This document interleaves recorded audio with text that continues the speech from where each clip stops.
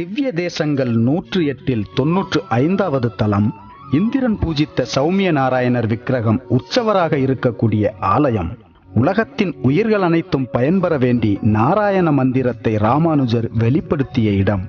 நரசிம்ம அவதாரத்திற்கு முன்பாகவே நரசிம்ம கோலத்தை தேவர்களுக்கு பெருமாள் காட்டியருளிய இடம்.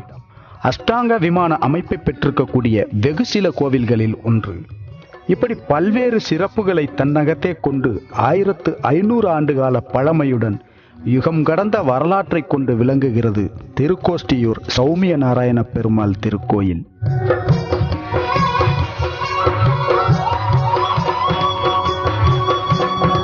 பிரம்மதேவரிடம் வரம் பெற்ற இரண்யகசிபு தேவர்களை கடுமையாக துன்புறுத்தி வந்த நிலையில் அவனிடமிருந்து தங்களை காத்தருளுமாறு